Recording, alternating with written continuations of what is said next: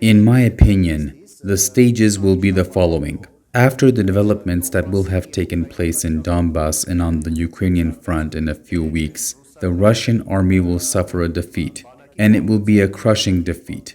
This will lead to the emergence of a grave economic situation in June, and the Russians themselves are admitting this. Nabiulina talked about this in her recent remarks. All this will lead to a palace coup, and a lot of people are already talking about this, saying that Putin's regime will be overthrown. Fine, what is going to happen next? As a result of this, there will be a very appropriate and favorable backdrop and moment for us Armenians in Armenia to take resolute steps, change power, and bring a transitional national government to power. The national government, excuse me, let us stop here for a moment. If Putin's regime is overthrown and we see everything that you presented, aren't the incumbent authorities going to continue to lead the processes in a second and alternative course?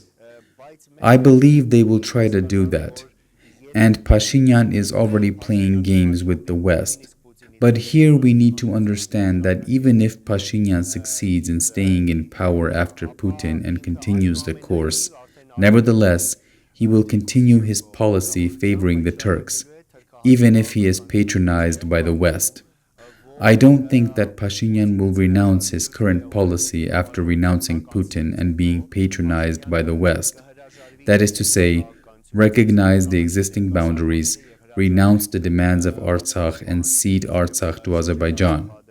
In that case, there will be nothing left for the West to do but agree with that opinion because, unlike Russia, the West respects and reckons with the demands, opinions, and interests of the authorities and people of a particular country. If Pashinyan says that we recognize the particular border and renounce Artsakh, and the Armenian people don't take their steps, the West must agree. Instead, we say that if we achieve change of power and bring national forces to power, at the state level, the national authorities can tell the West that even though we have been taking the wrong path that Russia has made us take for the past 30 years, now Armenia has become decolonized, de-Bolshevized, and decommunized and can say, "Dear West and dear international community, Armenia is talking about legal succession of the First Republic of Armenia. And now, okay, we are not against the peace treaty and the demarcation of borders. Of course, we must have recognized borders that are demarcated and delineated. But let us understand what document will serve as a basis for demarcation and delineation. Pashinyan and Putin say that the borders must be demarcated based on the maps of the General Staff of the Russian Army and that the borders to be demarcated must be the illegitimate borders that are the current post-Soviet borders which are an inheritance and emerged as a result of occupation and aggression. The United States itself acknowledges the fact that Armenia was occupied. Armenia is incorporated in the 1959 Captive Nations Resolution of the United States. And on the official website of the U.S. Department of State, there is information stating that Armenia was occupied by the Russians. And the Woodrow Wilson Arbitral Award is also posted on the official website. That is to say, the United States acknowledges that concept. The only thing left is for Armenia to acknowledge it. How should it acknowledge this? It should acknowledge this by bringing national forces to power. In that case, the Artsakh issue will definitely be resolved. Azerbaijan will become the occupant, especially since, in that case, the international community will make demands on Aliyev in regard to the war crimes that were committed during the 44-day war.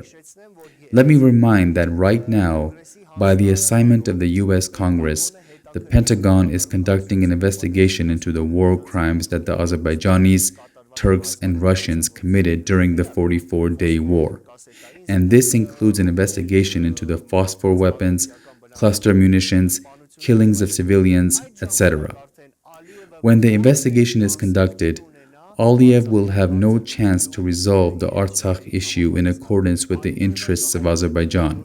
Like Milosevic and Karadzic, Aliyev will also find himself in The Hague, and after the formation of a national government, Armenia will drag Aliyev to The Hague and state that, first, he unleashed war, aggression in the fall of 2020 and committed war crimes under the patronage of the Turks and Russians, and second, the Artsakh issue must be resolved in accordance with the decision of the League of Nations, period.